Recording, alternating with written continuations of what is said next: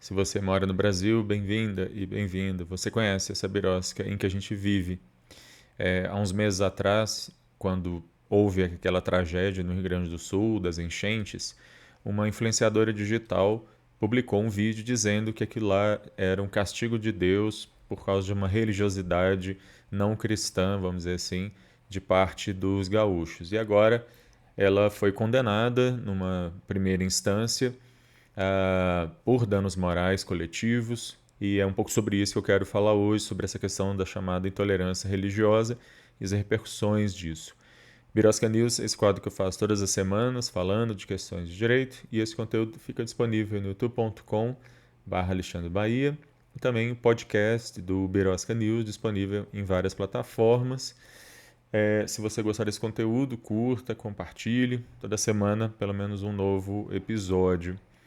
Em primeiro lugar, eu acho que antes de falar da condenação dela, é importante a gente lembrar que o que aconteceu no Rio Grande do Sul tem duas causas. Em primeiro lugar, um movimento de aquecimento global que a gente vive, por mais que alguns terraplanistas queiram negar, nós estamos vivendo um momento de aquecimento global que causa climas extremos como esse que a gente viu no Rio Grande do Sul, que infelizmente devem continuar acontecendo. Em segundo lugar, omissão, negligência do poder público, e aí especificamente do governo local do Rio Grande do Sul, tanto o governo estadual, mas no caso de Porto Alegre, do governo municipal, seja de não ter planejamento para enchente, seja de não usar o dinheiro que muitas vezes há destinação orçamentária e esse dinheiro não é gasto.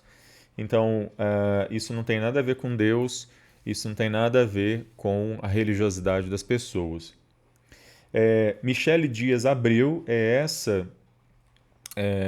essa influencer que disse que a culpa era de que existiria no Rio Grande do Sul um número maior de pessoas que praticam religião de matriz africana do que na Bahia, são falas dela. E que isso então teria provocado a ira de Deus e por isso ele levou ali a enchente no Rio Grande do Sul. Fica parecendo que a gente está nos tempos bíblicos de Noé, né? Só faltou alguém construir uma arca para salvar as pessoas e os animais lá da enchente. Foi feita uma ação civil pública contra ela pela Associação das Comunidades de Tradições Culturais Populares Brasileiras, e essa ação civil pública agora recentemente chegou a uma sentença, o juiz deu uma sentença em que ele condena essa influenciadora, mostrando que, na verdade, o que ela faz não é liberdade de expressão, na verdade, é um abuso da liberdade de expressão, ou seja, um discurso de ódio. E o juiz chama a atenção de que ela faz parecer que religiões de matriz africana são inferiores. E mais do que isso, ainda atribui uma responsabilidade às mortes e aos danos que o Rio Grande do Sul sofreu a essas religiões, o que pode incitar intolerância religiosa. E, na verdade, no Brasil, a gente infelizmente sabe que existem muitos casos de intolerância religiosa, seja de destruição de locais de culto de matriz africana, seja violência contra pessoas que praticam essas religiões. Isso também é chamado a atenção pelo juiz, que essa fala dela pode, de alguma forma, incitar o ódio público contra pessoas que praticam tais religiões. Não é a primeira vez que eu falo aqui sobre intolerância religiosa.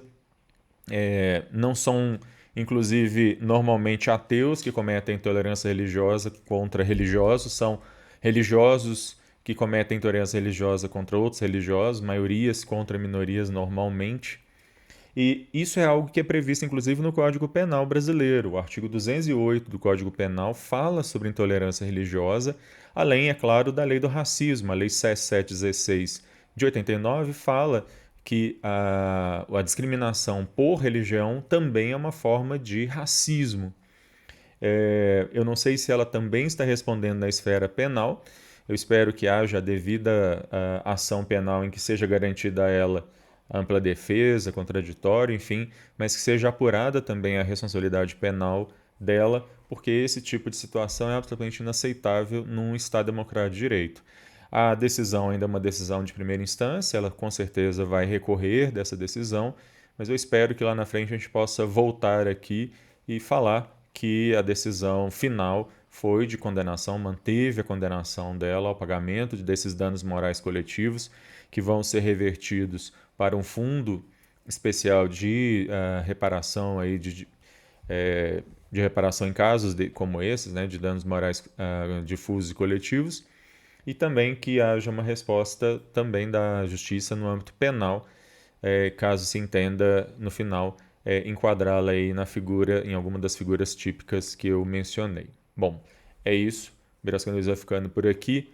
A qualquer momento eu volto, falando de mais alguma questão maluca, absurda e estapafúrdia que acontece nessa birosca de país. Tchau.